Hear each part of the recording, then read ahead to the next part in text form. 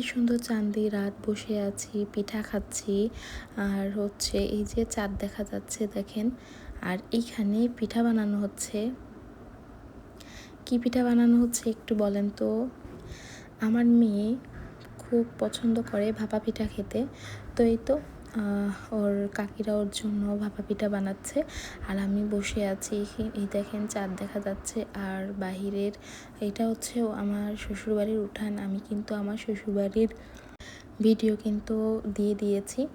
আর এই যে আমি বসে আছি, পিঠা বানানো দেখছি। তো গরম গরম পিঠা খাবো, সেজন্যই বসে আছি। আর পিঠা কেমন হয়েছে সেটাও দেখতে পারবেন। আর এই যে আমার ভাপা পিঠা কিন্তু হয়ে গিয়েছে, আর আমি বসে বসে খাচ্ছি।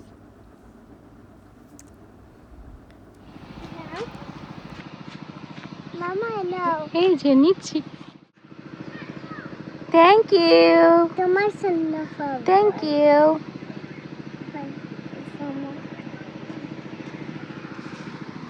আমার মেয়ে আমাকে একটু ফুল উপহার দিল। তো এই যে ফুল দেখতে পাচ্ছেন, একদম ওই যে এই মাঠটা থেকে ওই পর্যন্ত সব আমাদের। এটা মাছের ঘের করেছে, তরি তরকারি লাগানো আছে। যে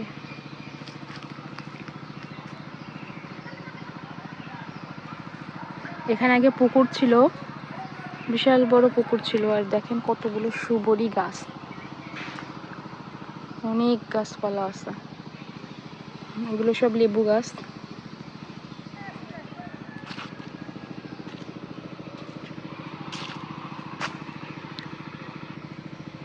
ওই দিকটাতে ঘাস লাগানো, গরু আছে তো, গরুর জন্য ঘাস লাগানো। হ্যাঁ আম্মা আসো, চলো চলে যাই, আসো। হ্যাঁ কে কামড় দিয়েছে? আসো চলো আমরা যাই।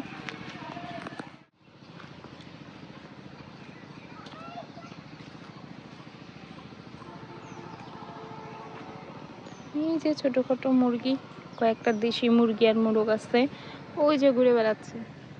আমার শাশুড়ি এগুলা পালে তার পোতাপত্নীদের জন্য, সবাই খেতে পারে। এটা হচ্ছে আমার যা।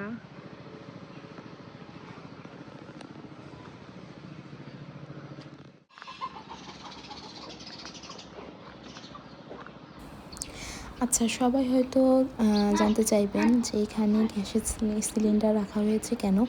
তো এখানে হচ্ছে গ্যাসের সিলিন্ডারটা ভিতরেই থাকে। আমি গ্যাসের সিলিন্ডারটা বাইরে এনে রান্না করেছি, এই জন্যই ওখানে এনে রাখা। প্রচুর পরিমাণে নয়েজ। আপনারা আমি দেখতে আর আমার পেরেছেন যা একটু বিশাল বড় বাইরে একটা পেঁপে আসলাম গাছ। ঘুরতে।